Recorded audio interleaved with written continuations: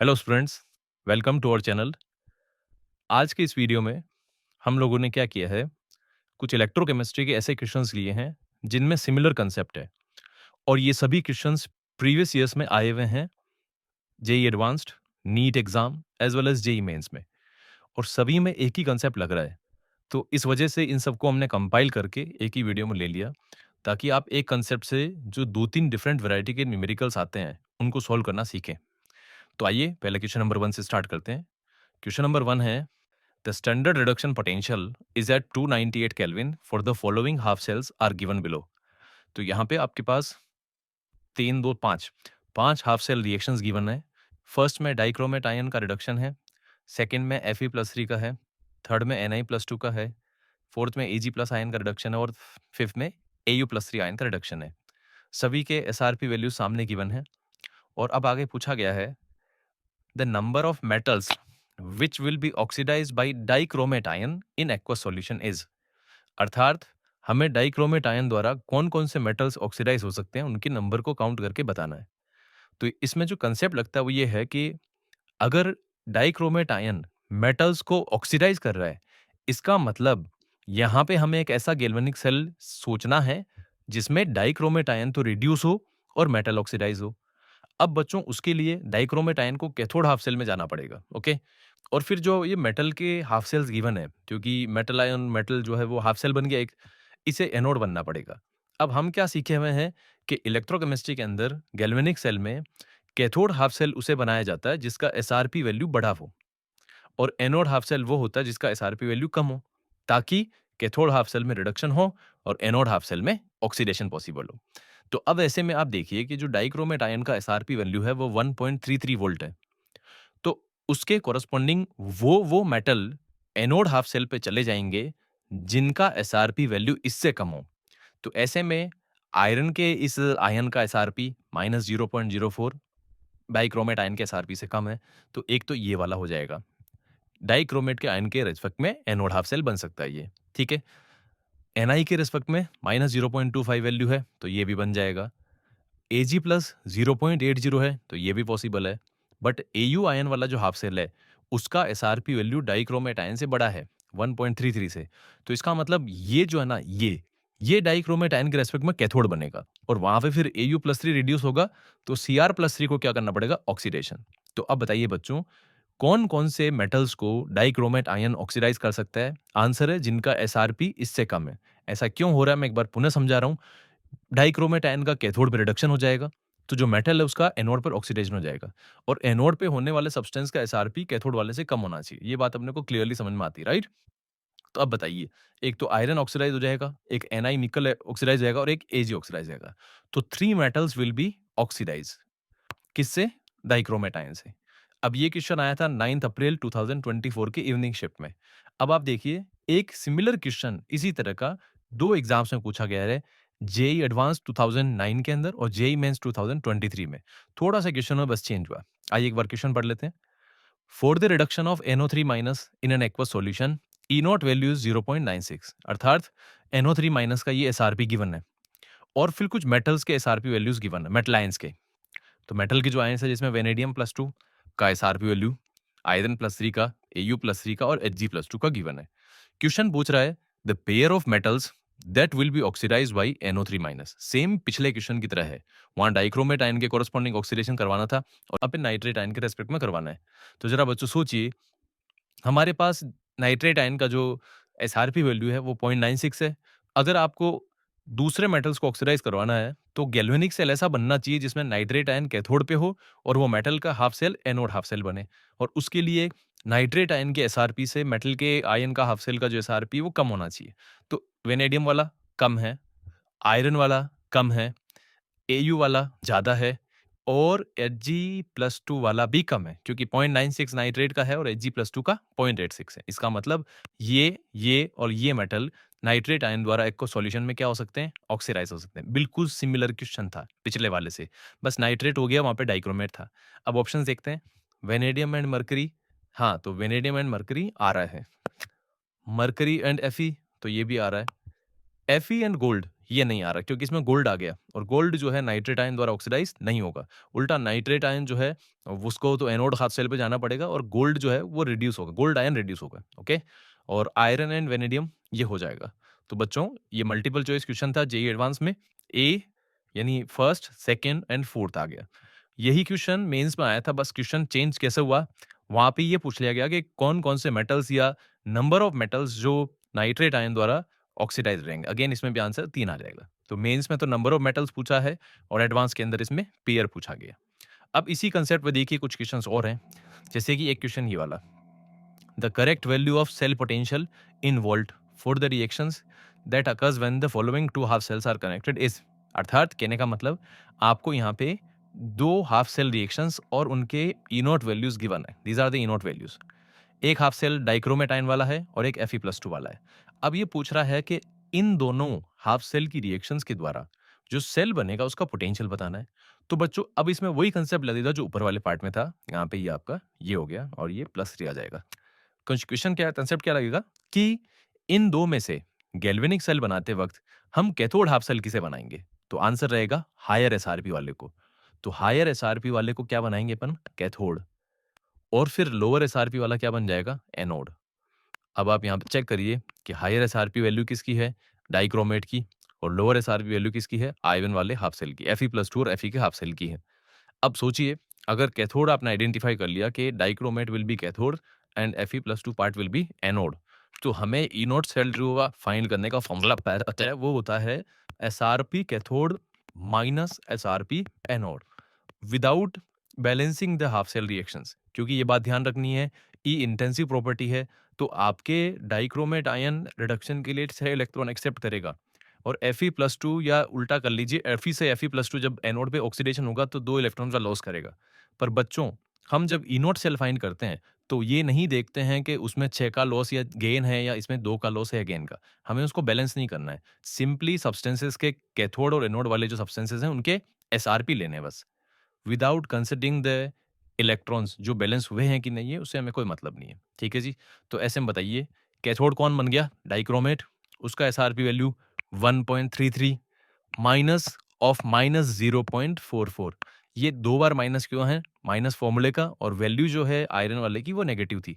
तो बच्चों ये आ जाएगा 1.77 वोल्ट। देखिए उसी कंसेप्ट पे क्वेश्चन था कि हायर एसआरबी वाले को कैथोड बना लीजिए, लोअर एसआरबी वाले को एनोड बना लीजिए, और ई नोट सेल भी अपन ने इसमें बस थोड़ा सा एक फॉर्मूला ऐड ऑन कर लिया और इक्वेशन सॉल्व कर लिया। कंसेप्ट सेम चल रहा है अभी भी। एक और देखिए, ये आया था 2023 मणिपुर में। फिर देखिए ये question, 2 half cell reactions are given below. कोबाल्ट+3 से कोबाल्ट+2 में जा रहा है, एल्यूमीनियम+3 से एल्यूमीनियम में जा रहा है। लेकिन इस क्वेश्चन में एग्जामिनर ने बच्चे से क्वेश्चन गलत करवाने के लिए प्रोसेस तो रिडक्शन के दिए, बट आगे जो वैल्यूज हैं वो ऑक्सीडेशन की वे भी। जरा ध्यान से देखिए, कोबाल्ट+2 से कोबाल्ट+3 एसओपी हो गया, तो ये वैल्यू स्टैंडर्ड ऑक्सीडेशन पोटेंशियल है, और एल्यूमिनियम से एल्यूमिनियम+3 भी स्टैंडर्ड ऑक्सीडेशन पोटेंशियल है। तो पहला काम तो आप क्या करें, यहाँ पे एसआरपी निकाल लें। तो इस केस में एसआरपी आ जाएगा प्लस 1.81 वोल्ट। ये कौन सा कंसेप्ट लगाया मैंने? बच्चों ध्यान रखें, एक रेडॉक्स कपल के लिए एसओपी को माइनस एसआरपी या एसआरपी को माइनस ऑफ एसओपी लिखा जा सकता है। कहने का मतलब मैं ये कहना चाह रहा हूं कि यदि जिंक जिंक +2 रेडॉक्स कपल का एसओपी 0.76 वोल्ट है, जो कि होता है, ये इसकी वैल्यू है, तो आप ई नोट ऑफ जिंक+2 टू जिंक फाइंड कर सकते हैं माइनस लगा के, यानी एसओपी का नेगेटिव वैल्यू उसी कपल के लिए एसआरपी हो जाता है। बस ध्यान ये रखना है, एसओपी जिंक के लिए डिफाइन होगा क्योंकि ऑक्सीडेशन जिंक मेटल का हो रहा है और रिडक्शन जिंक+2 आयन का हो रहा है। काफी सारे कंसेप्ट यूज हो रहे हैं और समझ में भी आ रहे हैं अपने को, राइट? तो चलिए, पहले तो मैंने क्या किया, यहाँ पे जो मेरे को एसओपी दिया हुआ था कोबाल्ट+2 आयन का, उसको मैंने कोबाल्ट+3 का एसआरपी बना लिया, और सिमिलरली एल्यूमिनियम के एसओपी को मैं Al+3 का एसआरपी बना लेता हूँ। तो ये मैंने बना लिया माइनस 1.66 वोल्ट। अब क्वेश्चन पढ़िए, the standard EMF of a cell with feasible redox reaction. Again देखिए वर्ड क्या आया? फिजिबल। फिजिबल मतलब वह रेडॉक्स रिएक्शन जो सेल में अपने आप हो, स्पॉन्टेनियसली। तो बच्चों फिर से वही कंसेप्ट लगेगा, एक spontaneous redox reaction galvanic cell में तभी होगी जब हायर एसआरपी वाले को आप कैथोड बनाएं और लोअर एसआरपी वाले को एनोड बनाएं। मैं एक बार फिर कंसेप्ट दोहरा देता हूं, ऐसा क्यों होता है? कैथोड पे रिडक्शन करवाना होता है, और रिडक्शन उसका स्पॉन्टेनियसली होगा जिसका एसआरपी वैल्यू हाई हो। तो अब बताएं आप, एल्यूमिनियम और कोबाल्ट के इन दो हाफ सेल में एसआरपी वैल्यू हाई किसका है? कोबाल्ट वाले का। क्लियर? तो अब बताइए कैथोड कौन बना? कोबाल्ट वाला पार्ट। एनोड कौन बना? एल्यूमिनियम वाला पार्ट। तो ई नॉट से पूछा है, तो ई नॉट सेल निकाल लेते हैं। SRP cathode minus SRP anode. Cathode का एसआरपी कितना? 1.81। फिर से मैंने क्या कहा, बैलेंसिंग करनी ही नहीं है। अगर आप ई नॉट सेल निकाल रहे हैं तो रिएक्शन की बैलेंसिंग की कोई जरूरत नहीं है, फाइनल रेडॉक्स रिएक्शन की भी जरूरत नहीं है। Simply cathode and anode identify कर लें और cathode SRP minus anode SRP के फॉर्मूले से वैल्यू फाइंड आउट कर लें। ये क्वेश्चन बोर्ड में भी बहुत आते रहते हैं, नीट में भी आते रहते हैं, जेई में भी आते रहते हैं, जेई एडवांस में भी आते हैं। और थोड़ा थोड़ा सा बस उनका फॉर्म चेंज होता है, थोड़ा सा क्वेश्चन को डिफरेंट वे में पूछ लेते हैं, लेकिन कंसेप्ट जो फंडामेंटल है वो सेम रहता है। यहाँ पे क्या आ जाएगा? Minus of 1.66। अब बच्चों ये वैल्यू सॉल्व कर लीजिए। 6 एंड 1 7, 4 3.47, 3.47 आ रहा है प्लस में, वो भी तो 3.47 वोल्ट, और प्लस आना ही चाहिए, तभी रिएक्शन रिडॉक्स की जो है वो फिजिबल होगी। Plus E not value indicate कर रहा है कि this redox reaction will be feasible और स्पॉन्टेनियस। एक और क्वेश्चन देखिए, ये कब आया था? 2022 में। तो आप देख रहे हैं एक ही कंसेप्ट के कितने सारे क्वेश्चंस बार-बार पूछे जा रहे हैं। यानी एक ऐसा टॉपिक हो गया ये इलेक्ट्रो का जो आने के चांसेस बहुत ज़्यादा रखता है। नेक्स्ट देखें, ये वाला। इस क्वेश्चन में क्या कह रहा है? Given below are two half cell reactions. इसमें एक हाफ सेल रिएक्शन में MnO4 माइनस जो है पर मैग्नेट आयन उसका रिडक्शन हो रहा है। दूसरे हाफ सेल रिएक्शन में ऑक्सीजन जो है वो रिड्यूस हो रहा है। ठीक है, H2O कन्वर्ट हो रहा है। दोनों के पहले एक बार देखिए आप क्या दिए हुए हैं। देखिए इस वाले का तो आपको क्या दिया हुआ है? O2 से H2O यानी एसआरपी दिया हुआ है। This is SRP. अब देखिए कन्फ्यूजन कैसे क्रिएट करते हैं डेटा में। यहाँ पे आप देखिए ये एसओपी दिया हुआ है, Mn+2 से MnO4 माइनस। क्या +2 से मैंगनीज +7 में जा रहा है? तो ये तो ऑक्सीडेशन हो गया। अर्थात ये -1.51 तो Mn+2 का एसओपी है। तो पहला काम क्या कर लीजिए, इसको एसआरपी बना लीजिए। तो एसआरपी कितना आ जाएगा? +1.51 वोल्ट। नाउ अब इसके बाद क्वेश्चन पढ़ लीजिए, अपने आप क्वेश्चन हो जाएगा। विल द परमैंगनेट आयन अर्थात MnO4 minus ion liberate O2 from water in the presence of N acid? ये कहना ये चाह रहा है कि परमैंगनेट आयन खुद को रिड्यूस करके H2O का ऑक्सीडेशन करा के उसमें से O2 लिबरेट करा दे। तो बच्चों अब आप सोचो फिर से, अगर MnO4 माइनस H2O में से O2 लिबरेट कराए तो उसके लिए उसे H2O का ऑक्सीडेशन कराना पड़ेगा। H2O का ऑक्सीडेशन तभी होगा जब H2O वाला हाफ सेल एनोड पे चला जाए, और एनोड पे वो जाता है जिसका एसआरपी लेस होता है, और कैथोड पे वो चला जाता है जिसका एसआरपी हाई होता है। तो जरा सोच के बताइए, इन दोनों में से हायर एसआरपी +1.51 है या +1.223 है? तो आंसर मिला +1.5 है। इसका मतलब MnO4 minus cathode half cell में खुद का रिडक्शन कर लेगा, और वो खुद का रिडक्शन करेगा तो H2O खुद का ऑक्सीडेशन कर लेगा। ऐसा तो नहीं हो सकता है कि O2 भी रिड्यूस हो जाए, सोचिए। तो MnO4 माइनस का रिडक्शन होगा और H2O का ऑक्सीडेशन हो जाएगा। इसका मतलब यस, MnO4 माइनस H2O में से O2 लिबरेट कर सकता है इन प्रेजेंस ऑफ एसिड। का मतलब है ये H+, क्योंकि एसिड होगा तो H+ यहाँ पे प्रेजेंट होगा। ओके, तो पहला पॉइंट तो आ गया कि यस ये कर सकता है। तो ये वाला ऑप्शन गलत, नो वाला, और ये नो वाला गलत हो गया। अब क्वेश्चन आता है कि जब वो प्रोसेस चलेगा तो उसका ई नॉट सेल कैसा आएगा? देखिए कितना सेम सेम टाइप का क्वेश्चन आया जा रहा है। SRP cathode minus SRP anode. Cathode का एसआरपी बताएं 1.51 माइनस 1.223। अब बताइए ये वैल्यू सॉल्व होगी क्या आएगी? ये बहुत छोटी वैल्यू दिख रही है क्योंकि 1.5 में से आप 1.223 घटा रहे हैं, तो आपको सिंपली दिख रहा है कि यार ये तो नहीं आ सकता, ये वाला तो नहीं आएगा, यही आएगा। तो प्लस में 0.287 वोल्ट। मैंने क्या किया आपको समझ में आ रहा होगा, हायर एसआरपी वाला कैथोड, लोअर एसआरपी वाला एनोड, और थोड़ा बहुत उसमें भी जो बातें वो पूछ रहे हैं कि क्या कौन किसको ऑक्सीडाइज करेगा, यही चीजों को मैं घुमा रहा हूं कब से। ओके, तो इसका आंसर क्या आ जाएगा? फोर्थ ऑप्शन, यस करेगा, O2 लिबरेट करेगा, और उस सेल का ई नोट वैल्यू कितना आएगा? 0.287। ये आया था नीट 2022 में, काफी अच्छा क्वेश्चन था उस समय के लिए। नेक्स्ट देखिए, ये वाला नीट के एग्जाम का है। ईयर मुझे याद नहीं आ रहा कि ये पुराना हो गया काफी, आई थिंक 2008 या 9 में आया हुआ ये। इस क्वेश्चन में पढ़ते हैं एक बार। A solution contains Fe+2, Fe+3 and I- ions. This solution was treated with iodine, अर्थात इसमें I2 और ऐड कर दिया गया। ये तीनों पहले से आयंस की फॉर्म में सॉल्यूशन में हैं। अब Fe+3 से Fe+2 का एसआरपी वैल्यू 0.77 वोल्ट है। ओके, +3 से +2 रिडक्शन, तो ये एसआरपी हो गया।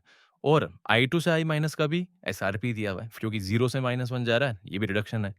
तो अब मेरे को 2 एसआरपी फिर से दिए हुए हैं और पूछ रहा है कि फेवरेबल रेडॉक्स रिएक्शन क्या होगी? तो बच्चों सोचिए, कांसेप्ट फिर से वही लगेगा। अगर 2 एसआरपी वैल्यूज़ दी है, तो आप सोच के देखिए हायर एसआरपी वाला क्या होगा? कैथोड हाफ और लोअर एसआरपी वाला होगा एनोड हाफ। तो बताइए, प्लस का 0.77 वोल्ट और प्लस के 0.536 वोल्ट में बड़ी वैल्यू कौन-सी है? 0.77। इसका मतलब कैथोड पे Fe+3 एक इलेक्ट्रॉन एक्सेप्ट करके Fe+2 बना लेगा। ये हो गया रिडक्शन। अब बच्चों, अगर आयरन का हाफ सेल कैथोड पे है, तो एनोड पे क्या होगा? आयोडीन वाला पार्ट।